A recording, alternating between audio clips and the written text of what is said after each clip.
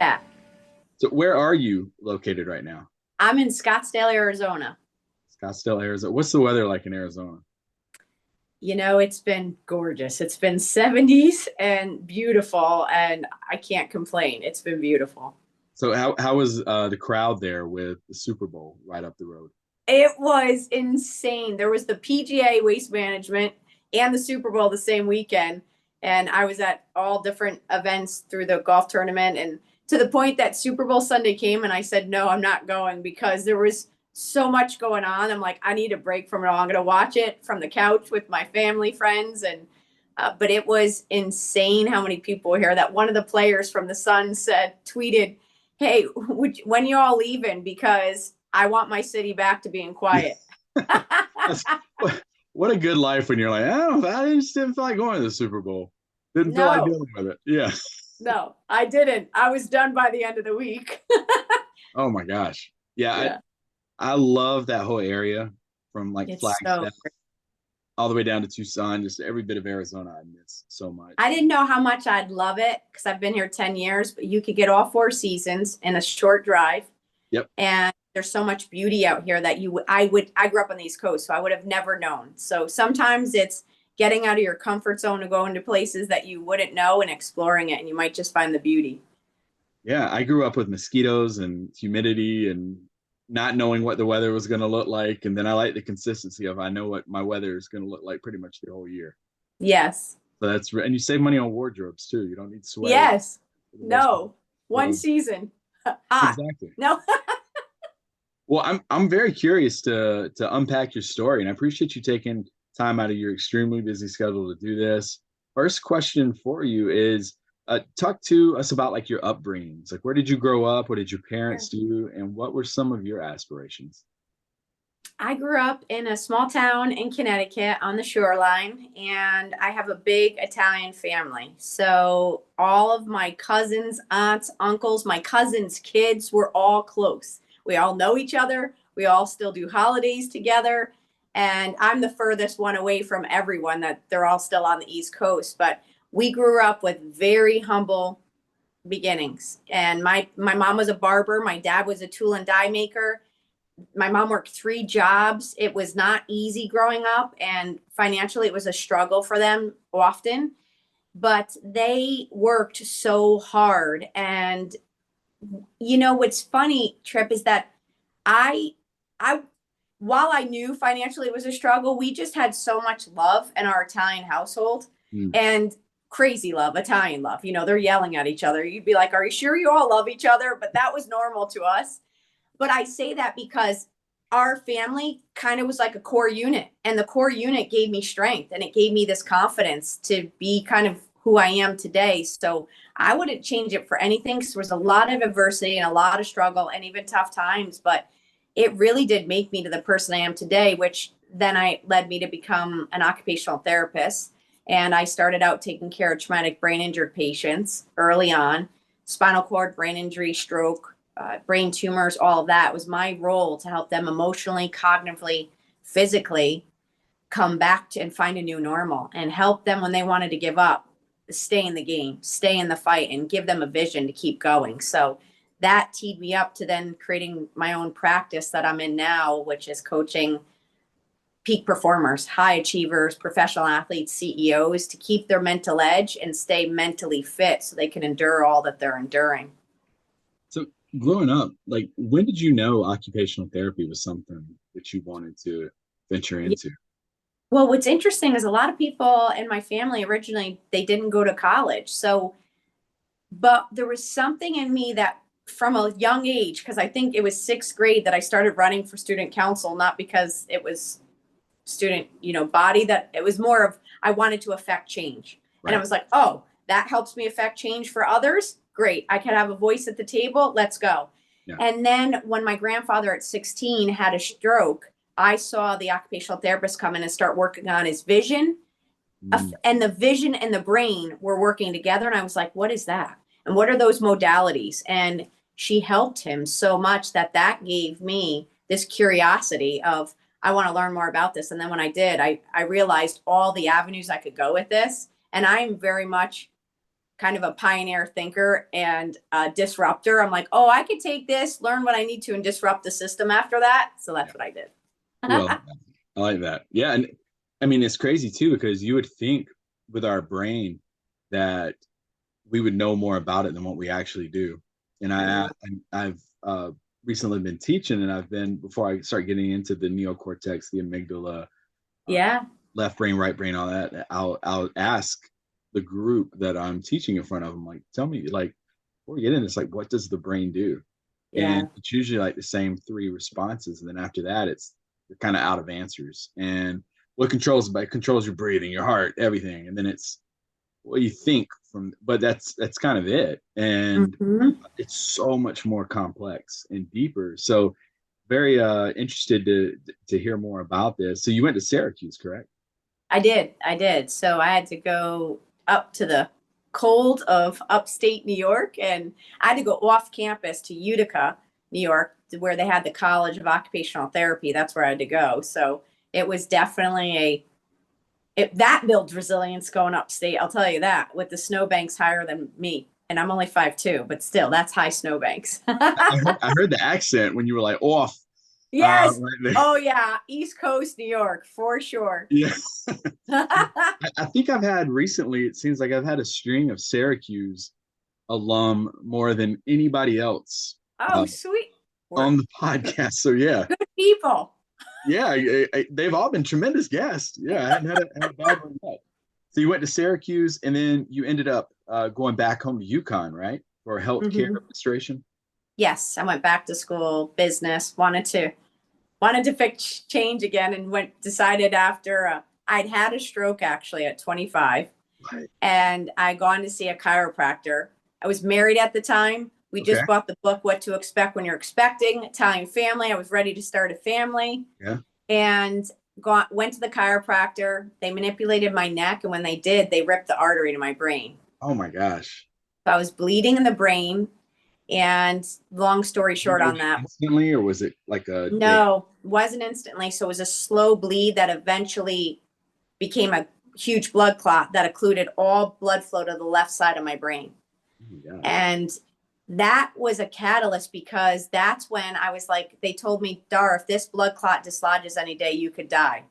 And I was taking care of stroke and brain injured patients. And I thought, what is the irony of this? I didn't have paralysis, but I definitely had some visual problems, fine motor, things that affected me from the base of my brain. But that was what got me to say, well, if I could die any day, then I want to go make a bigger difference in this world. Like, I already wanted to. Now I just knew, I didn't know how long my runway was going to be. So I said, well, I'm going to go fix healthcare. Mm. So there was an opening at the hospital, and I was like, well, I'm going to apply for this, which I did not have the experience or the education, but the COO was this amazing female COO. And she's like, tell Dar she can interview for this, but she's not getting this. So I sat down, and she's like, yeah, no, you're not qualified for this, but you can do this. So I went back to school for business, long-term care administration. And then at 28, I was running a healthcare company, but I was just so driven by this passion to try to help make it. I still am. And so I did that for a few years, and then I left that to start my own practice, which has been 13 years doing my own practice now, maybe more. But again, it's this same theme of wanting to help affect change in this world, to help people, if they don't have a voice, be the voice for them till they could find it. Yeah. I'm curious because you mentioned that, and I appreciate you opening up and sharing that the stroke at 25. If that didn't happen, what road do you think you would have gone down? I think about this a lot because, well, it changed a lot of things in my life. Yeah. And I'm in a different trajectory, and I've helped over, gosh, 100,000 people that I've been able to help. So if it didn't happen, I probably would have been running some healthcare company. I would have been probably still in Connecticut, and probably potentially still married. And I maybe would have found other ways to have kids. I don't know, but I would have been more probably rooted in a situation in space that I believe has a bigger meaning that I wasn't supposed to at this point because of the people that I've been able to help. So I've reframed all of that because I believe there's bigger meaning in it. And I don't know that I would be here talking to you had all of that gone in a different pattern or way. Isn't it crazy how life throws us those little curveballs, and the moments they're happening, we're like, why me? We have so many questions, but then Yeah. I always tell people, I'm like, just hang on. Just hang on for That's the exactly it. And guess what? The first stroke, I say first because I have had three. The last stroke was just 3 or 4 years ago, and that was my worst one.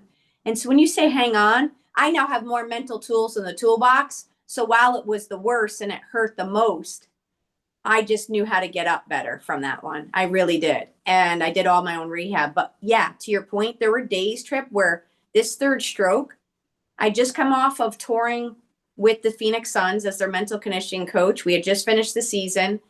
And I had a migraine on Monday that by Friday was so bad. The worst pain I'd ever had, was staggering, losing my speech, losing my fine motor. And I thought I was going down. And I remember getting through that, getting home, having to do all my own rehab because the insurance didn't cover any of it. And I was at the start of writing my book.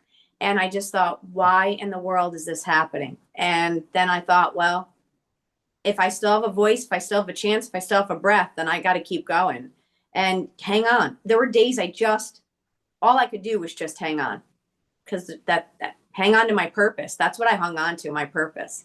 Yeah. Wow. No, three. Wow. So your third one, was that post pandemic or probably in the midst of the pandemic? Yes, it was just before the pandemic.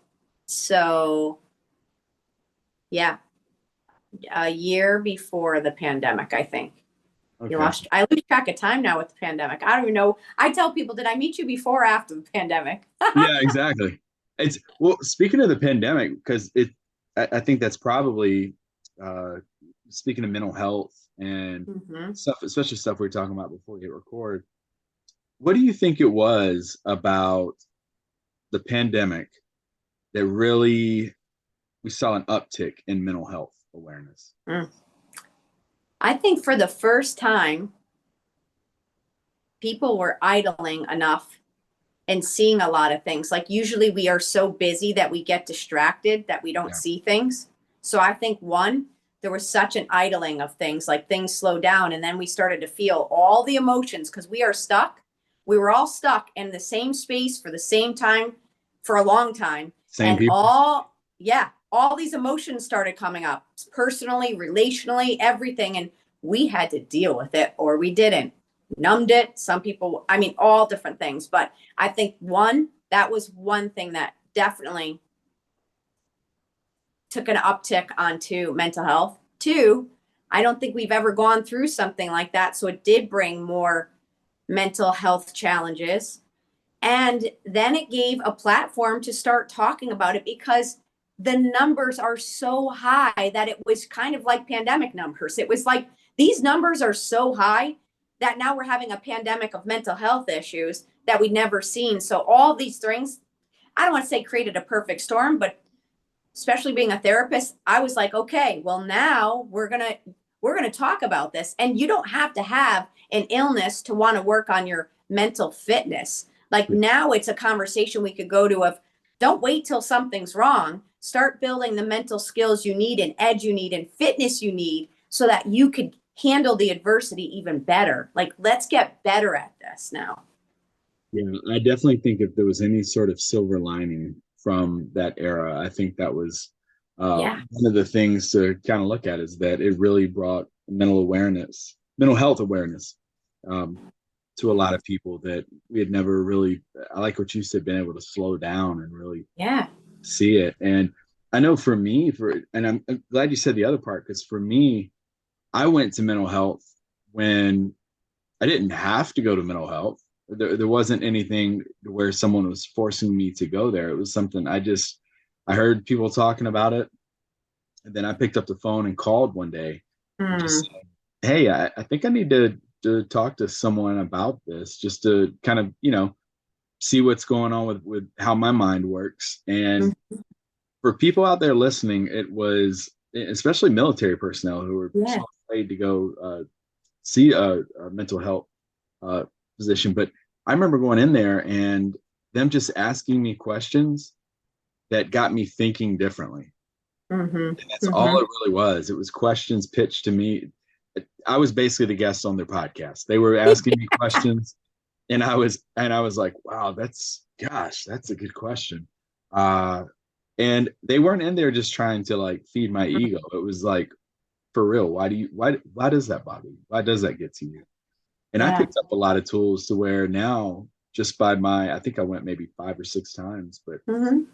now anytime something happens in my life, I can go back to those questions like, why does that comment get to me? That shouldn't bother me. And this is stuff that just bothered me for years and years and years. And now it's just, I don't know, I had someone to talk to about it, and now they shed a new light. So can't I love stress, that. yeah, I can't stress the importance enough. And you mentioned the Phoenix Suns. Talk to us about your experience with the Suns organization as a life leadership and mental edge coach with them. It was, I mean, it's an honor. It was an absolute honor. It's an honor. I feel like it's an honor to serve all the people that I get to serve. So when it was the whole team, it started off originally with a couple players, one player, two player, three players, and it was the whole team. And truly an honor, because to be able to come alongside some of the best and be their confidant, be their advisor, help them through life situations, the challenge, the rigor, the pressure, helping them have awareness on why it's important to just talk through things, why it's important to also understand leadership. You may play really well, but have you ever been taught leadership? You may have gotten, in the drafted in the first round, but were you ever taught to be a CEO? Well, now they are, when they get a large contract, and who's your board of directors. And so you're their person that starts to help them really start to see things and grow. I pray all the time that they grow as men of character, men that could really lead, men that are role models to the youth that are coming up, and not only play the game obviously well. I want them to win a championship. It's their goal. I mean, obviously I want them to come home with a trophy, but even more, I want them to find purpose in the middle of this whole process. I want them to wake up with purpose. I want them to lead with purpose. I want them to serve with purpose. So I find it an honor to be that person that they could call at 2 a.m. if they need something, that they're not alone, because everyone wants something from them. And I just want to be there as their friend, their confidant, sometimes and usually their big sister. I may be short, but I am their big sister. That's cool. And even for me, I love how like the military and sports kind of mirror each other in a lot of They ways. sure do. And sports is, in my opinion, just like the military in terms of someone can get drafted high, go 1 year of college, get drafted high, come in, franchise is built around you. Yeah. Very similar to the military. You come in and you're a rock star, you're making rank really quick. But like you Mm, said, you may not have necessarily those leadership skills to fit into that role. And you see it a lot of times with athletes, yeah. whether it's issues, young Kobe with Shaq, some of the Yes. issues that happened with the Lakers behind the scenes, or Michael Jordan. I love the Last Dance documentary. Totally. It's a great leadership documentary, and Michael Jordan was a great leader, and then he was also very old school, would get in your face, fight players. I mean, things that you would look at now and you're like, oh, I don't think that flies in 2023. Still the greatest of all time. He's a Tar Heel, Yeah. but Yeah. um, but no, I just think that's cool. And then the mental edge piece, I think that as a fan of baseball, football, basketball, you name it, sports wise, my family right now, we're watching, and by the time this episode airs, college basketball season will be over with, and nobody's probably even gonna know who I'm talking about. But we were watching a team the other day, and this one player, seasoned player in college, just been struggling, like 0 for 6, 0 for 7. And my wife, she's like, he's in his head. He needs someone to talk to about this. He needs to have that reassurance. He needs to just talk it out with Yeah. someone. Talk about how, like, mentally, some of the mental challenges without being, very Mhm. specific, but that mental edge coach, how does that play into professional athletes? Well, here's the thing. When you get to the levels, whether you're talking about rank in the military, whether you're talking about pro sports, whether you're talking about CEOs, when you start taking rank and everyone is good at that level. I Mhm. mean, you got brought to that level because you have the talent. So you go to these levels, you have the talent. So what's going to be the differentiator? It's this. It's your mental edge. It's your mindset. You look at the greats, like we just talked about, Kobe, Jordan, Tiger, Serena. You look at these greats, you see a clear definition, differentiator, I mean, and that's their mindset. And so I help them cultivate that mental edge.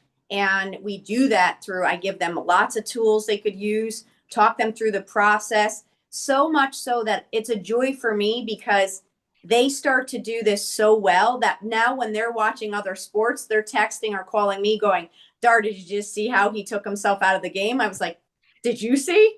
And I'm so proud of them because now they're seeing it. So now they could actually, when they're watching back their own film, they see it and they could catch themselves. Or when they go back to the bench, they could readjust and I could give them a simple tool that gets them back on the edge. And the edge meaning good edge, mental edge. So it's tools that you give them, but all of us, everyone, no matter whether you're in that level or not, I'm telling you, this is something we all need to work on because life is going to throw challenges at us. And we will do better when we learn how to have this mental edge, when we build this resiliency, when we get stronger mentally. And I don't mean stronger like you're just avoiding it all. I mean stronger by using all these tools to get better so you handle life, work, all of it. I've bounced back from the 3 strokes, and people say, the book I wrote obviously was The Art of Bouncing Back. It was supposed to be a chapter, it's a whole book, but I'm the only reason I might be quote unquote better than someone else in the mental skill space is, well, one, it's my profession, but take that as evidence. I do this all the time. So obviously it's working because I'm that much stronger at it. And that doesn't mean I don't get down. That doesn't mean I don't cry. That doesn't mean I don't get hurt. That doesn't mean that I don't have tough days or days that I'm like, what the hell is going on? I do. I just bounce back faster. I know how to, I've created the playbook on how to handle this now. And we're not being taught this. We're taught how you can go get an MBA, you could learn leadership, you can get all these degrees, but no one taught you how to do the mental game. That's what I'm teaching people. Yeah.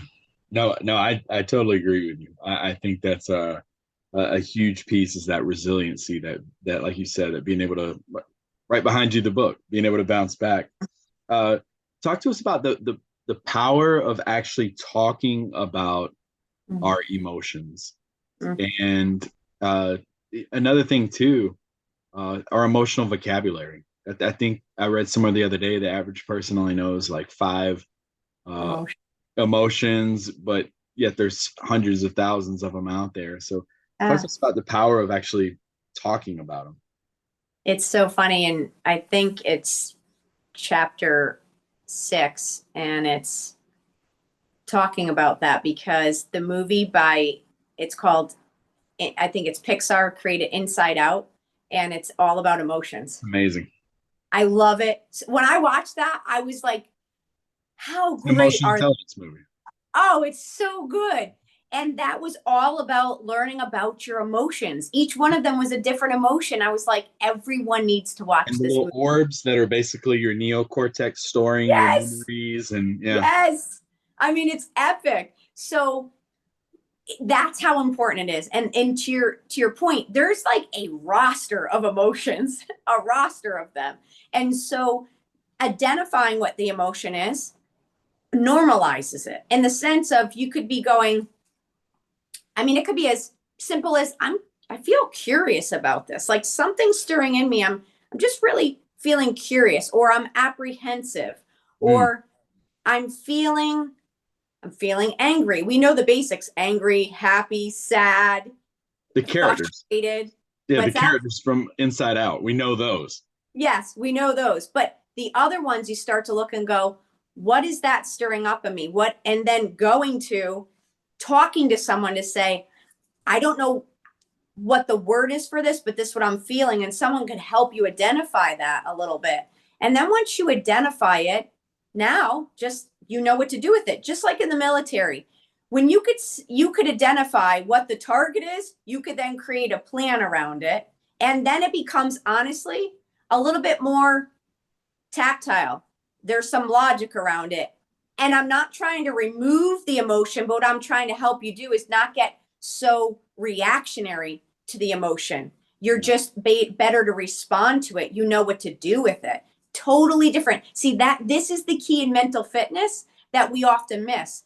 No one is saying stuff your emotions, but I'm also saying don't be a prisoner to your emotions either. Identify them, call them out, realize what they are, and then create a strategy around when you start to feel it. Maybe it's journaling, maybe it's talking to someone, maybe it's just pausing to go, what is this? And not letting it trigger you. So then, because when we all get triggered by our emotions, we're not as effective in decision making. And for you, that's life or death.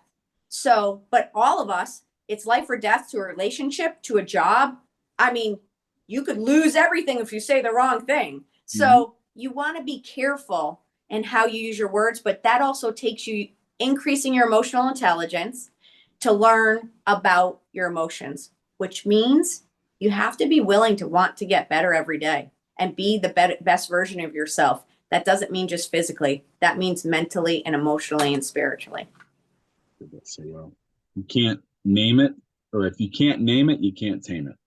That's then, yes. Yeah. Yes. Have you seen the emotional wheel? Yes. Yes. I love that tool. So good. Yeah, it really is. If anyone out there listening has not seen the emotional wheel, throw it in the Google machine. I have something for you. What about this quote right here? You shouldn't feel that way. I mean, I don't know how someone can make the statement because you can't feel for that person and they're feeling what they're feeling. Yeah, but we say it all the time. Well, you misinterpret that. You shouldn't feel that way. I would hope, listen, if for anyone who's heard this and is listening to this now, if you've been someone who said that, let's pull that back in. Let's take that out of our vocabulary and let's work on that. That would be emotional intelligence because it's not a fair statement. Yeah. And now listen, you might be in a disagreement with someone and they are gaslighting and they're turning around and they're saying something that you may not agree with. However, you can't tell someone they can't feel that. You could stand up and have a better conversation. There's many ways to work around that situation, but saying someone you can't feel that way, well, you can't say that because you don't know what they're feeling. Don't. I've been guilty of it as a parent. I've said something to my daughter and I'm like, that shouldn't upset you. And then hindsight, when the cortisol's out of your body and you're just relaxed, you're like, oh gosh, I regret saying that to her. I should. What would be good would be where you say, and honestly, even as a parent, you might say, you're trying to say like, don't let that upset you. You're trying to help her. You're truly trying to help her. So I understand in theory. So you could say, hey, what makes you feel this way about this? What is triggering you on this? How, and then next time, what could you do differently so this emotion doesn't pull you like this? So you don't give it as much power. Yeah. Or myself. What can I say to? That's what you could say to her. You could say those things will give you a different vocabulary to still get the same result of what you're trying to get to, but just in a better way of saying it. All of it is communication. Honestly, so much of our life is us bettering our communication and our mental skills and emotional skills so we can handle all of this. We were never taught it. We were never taught it. Rub dirt on it. Yeah. Get over it. Yeah. Don't let that bother you. Like all those, even what you just mentioned about gaslighting. I swear before the pandemic, I had heard nothing about gaslighting until it's just like after that, mental health and everything. And it's just so many of these things were brought to the surface. And what do you think about a lot of professional athletes? I believe was it Kevin Love who came out and was talking about his mental health? Definitely. How good is that for you to see that? Because I've told you how, like in the military, it's all of a sudden, people are saying in an open forum, yeah, I go to mental health. I say it here on the podcast all the time. But how did it feel for you to hear someone or to see the tweets, what have you, Mm. that Kevin Love was putting out?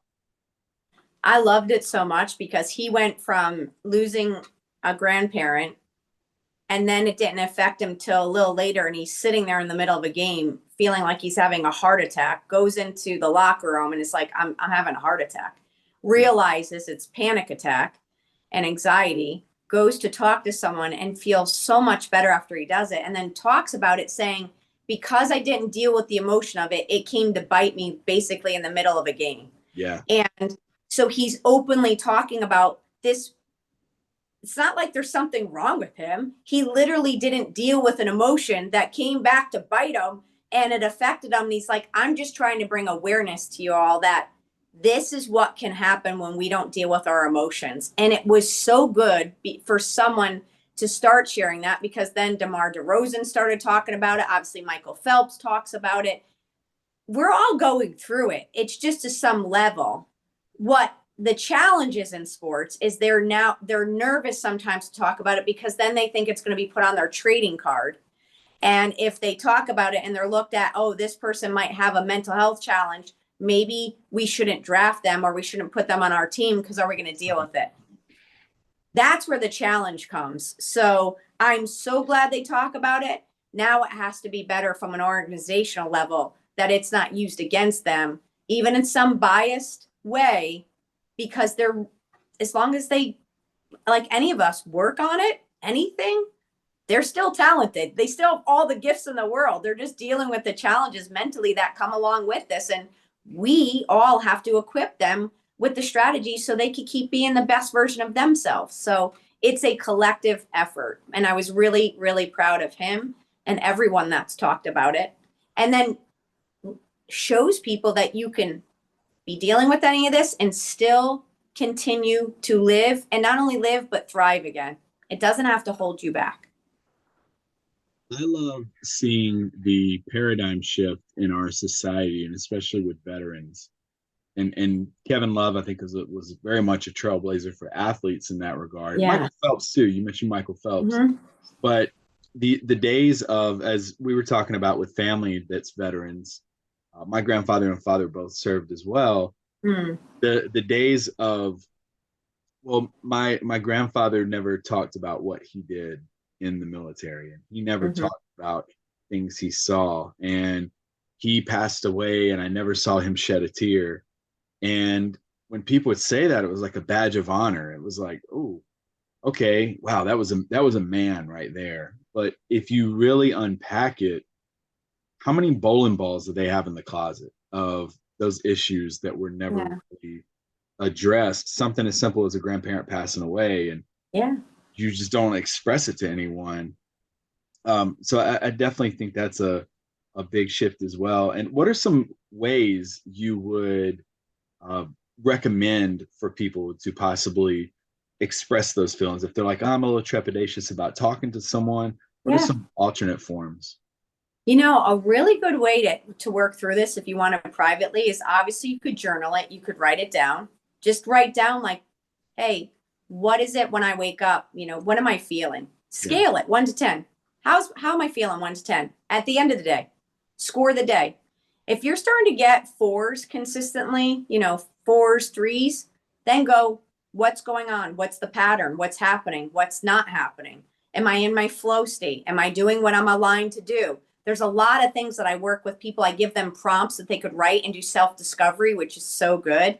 Yeah. And then the other part of this is, if sometimes writing, for me after strokes, I write and sometimes I can't even read my own writing anymore.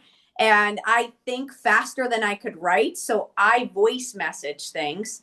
Or you could video journal now. No one has to see it. It stays in your phone, but you could just get on camera and you could go, so today, this is how I was feeling. I would say today was an 8, a 9, a 7. This is why. Or it could be, I'm ending the day and I feel like I'm at a 4 and this is what happened. So you could watch back your own film, which I write about this, watching back your own film to take inventory, because there's patterns and there's things that are happening, and it will give you so much insight on what you need to shift so that you can make for better days.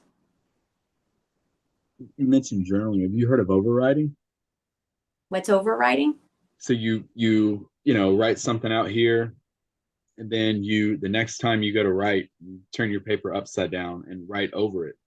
And then the third time you turn your paper sideways. So by the time you're done, it's a big ink blot, but you have gotten your feelings out and onto paper. And Love it. yeah, you don't necessarily, and that's why, a lot of people don't journal because, oh, I don't have a lock on it. Someone's going to find it. Someone's going to read it. But that's a way. And I'm glad you mentioned journaling too, because Abraham Lincoln used to journal. Yes. Mark Twain now Mark Twain gave people his letters he wrote. I Yeah. wouldn't necessarily recommend that, but no, that's really good stuff. And speaking of writing, over your shoulder there, Art of Bouncing Back. I got it right here. About Here it is. And Yeah. that's a sharp looking book cover. I'm Thank big you. on cover art. That looks really, really good. So I put the bouncy ball here because the life is so much like that. Two things about the bouncy ball. One, I've given it out for years as just like a little mental shift in mental state. Someone was getting too serious and I would throw it and the bouncy ball goes all over. And you're like, where is it going? That's life. We don't always know which direction it's going. But when you could play with it and you could get out of being serious, you actually have more fun with it and you're able to catch it. The other thing is the harder you bounce the bouncy ball, the higher it goes. That's what happens. So sometimes the harder the hits, the higher we go, the greater the comeback. And the book is called The Art of Bouncing Back because most of life is learning how to recover, learning how to stay agile. And like I said earlier, we're taught a lot of things, but I'm finding with a lot of people that I work with that we're not necessarily given the tools on how to bounce back, how to build the mental resiliency. So I put 9 principles together on not only how to bounce back, but how to find your flow and thrive again after adversity. Yeah. How'd you come up with the 9 principles? I'm always curious on that kind of stuff. This is interesting. So for all these years, I just naturally do this with who I work with. And when the publisher was asking me, what are these? How are people getting better? How are they building these skills? Like, what is it? And I had never put names necessarily to it. Mm-hmm. And when I sat to do the work, the 9 principles just came to me because it was what I do all the time. So I just started putting chapter titles to them, putting principles to them. And it was for me really special because it's the work I've been doing. And now I get to share the playbook with people and give life to it. I love the video. I saw the video of you unboxing. Oh, thank you. What a cool moment that had to be. It was, truly surreal because I told you after 3 strokes, I couldn't even read a page. Yeah. I could see it, but I couldn't read it. I couldn't speak it. And honestly, this book was so hard because getting the words out from my brain to writing is not easy for me. I could speak it now way better than I could write it, but it was getting comfortable with being uncomfortable. It was putting me in, here I am working in the pros and I'm a rookie. I'm a total rookie in the league of author world. But you know what? My mentor who wrote the foreword, John Gordon, he's written 21 bestsellers. He says, Dar, it all started with 1 book for me. Just get started, get out there and get your message out there so we could keep learning from you. And I thought, let's go, let's try it. So I'm excited. It was a beautiful moment. And I'm really, really grateful to be alive and be here and to be teaching. Yeah, that's awesome. And anybody listening out there, they want to grab a copy. I already told you I'm going to grab a copy. Anybody grabs a copy of this book, where can they go to? You can go to CoachDar.com to order it, or you can go to Amazon, and it's bookstores everywhere. Barnes and Noble, you can go into a store. So you can go anywhere to get the book. It's nationwide, worldwide. Maybe it'll be changed to certain languages as it keeps growing. But I truly believe that this is something that could help everyone, no matter where you are in life. So you can get a copy. You could pay a copy forward. Organizations, teams, nonprofits, whoever needs this, who can't learn, who wouldn't benefit from learning mental skills to bounce back? Yeah, I was just going to ask about like companies out there or organizations that want to buy them in bulk. Yes, definitely reach out on CoachDar.com. And then every day I'm putting mental tips and skills and inspiration and even fun clips on my social, which is at the Coach Dar. You could find that on Instagram, Twitter, and LinkedIn, anywhere. But I'm always putting content out. So stay connected with me, and so I can keep paying it forward. Yeah, really good stuff. I'm following you at the Shadows and with my personal. So definitely we'll have that in the episode description as well. And are you going to be doing an audiobook? Oh, this is funny. Yes, there's an audiobook, but I failed my audition 5 times. What? I couldn't read my own audiobook because it's funny, number one. And the other thing is, I realized professional narrators are pros at what they do. They let me read the introduction of my book so that you'll hear the introduction of me, but that's it. Then you go on and it's, Some well, older it's guy jumps on there. I don't know. I don't know who it's going to be. It's someone else, but they said until more people know your voice, it's not something that you have to kind of build a liking to. I was like, really? Because I speak funny. So Nice until voice. I'm like Morgan Freeman or Matthew McConaughey, I'm not gonna be able to read my books, I guess. I like the voice. I like the accent. You have an audio voice. I mean, I guess, but so I got 86 on that, but it's okay. It gives me a goal to work on. Book 2. Book 2, yes. 2, you're gonna bounce back and you're going to read my book. You're gonna do your own narration of that one. Yeah. Okay. So also talk about, you mentioned your site, about the masterclass, about the coaching one-on-one, all the amazing things they can find over there. Yep, you can go to coachdar.com. There's master classes on there that you can really learn some of the mental skills tips that I teach, and one-on-one coaching I don't get to do a ton of it just because of bandwidth. And speaking, I love to come to speak to organizations or as a keynote speaker, but you could find all of that on coachdar.com, and please reach out if you have any questions that I could serve and help. Yeah, very well put together website. Thank you. As well. And last question here for you. The end of the day, like 50, 60 years from now, when people are mentioning your name, what do you want your legacy to be? I hope, my goal has always been to inspire 1 billion lives for the better, that they reached their greatness. And I don't say that lightly. I know I've been a disruptor my whole life, so numbers don't scare me, but in a way that it added value. So when they hear Coach Dar, they said that's someone that added value in our country, in our world, that person helped me awaken my greatness and believe in myself and gave me the encouragement and courage and belief system that I needed to go do what I needed. Because Kobe Bryant, and I'll leave you with this, said greatness is not what you achieve, but how you lived that inspired someone else to want to live better and do great things. And I hope that my impact and reach just grows far and wide, as far as God allows me, so that I can make an impact to add value in people's lives for the better, so that they then want to go do the same thing, because that's how we're all going to rise up as a country and as a nation and as a world. Well, I love everything you're doing in terms of mental health, in terms of leadership, in terms of social media. I am a big time geek when it comes to daily social media motivational stuff. So everything you're doing on your page is right up my alley here. Final comments for our listeners. You know, life I know gets hard. It gets tough. And there's moments that you're in the ditch and you're thinking, how the hell am I going to get out? And to your point, just keep going. Look up. Don't stay looking down. Look up, get up, show up, work through this, and keep going, because you have 100% stat rate showing that you have 100% resiliency, because you're still in the fight.